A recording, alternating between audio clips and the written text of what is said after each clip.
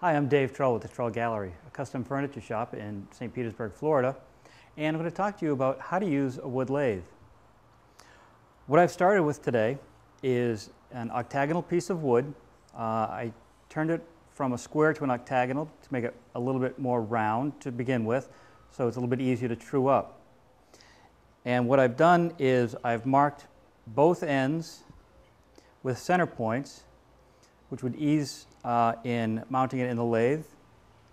And what I'm going to do is simply mount one into the headstock, the other into the tailstock,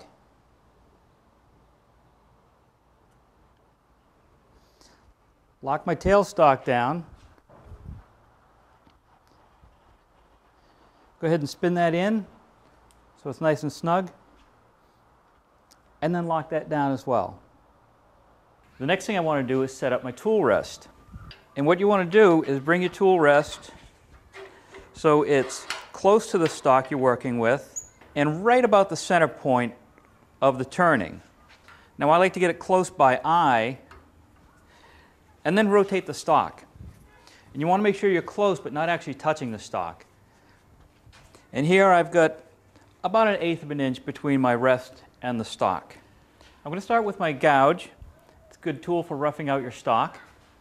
And when I start the lathe, I'm going to make sure it's at its slowest speed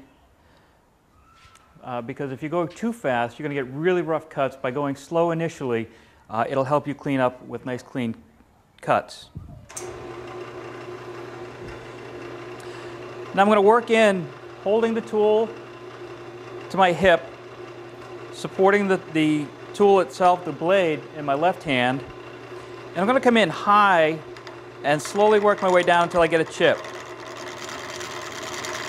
And then it's just a matter of working back and forth with very little pressure initially. And you can hear that stuttering sound. That's because we're not round. As you can see, I'm working left to right and rotating the chisel as I work, not using the center portion of the chisel, but actually using the edge. At this point, we can go ahead and lay out our marks for our turning. So I'm just going to come in with my pencil on those marks and darken them up. The next thing I'm going to use is my parting tool, and this allows me to set the depth of my cuts. Now, a good way to measure the depth of our cut is by using calipers. You can still use a gouge if you want to remove some of this stock. Come in and just rough it out with the gouge. And I like to work downhill from the high spot to the middle.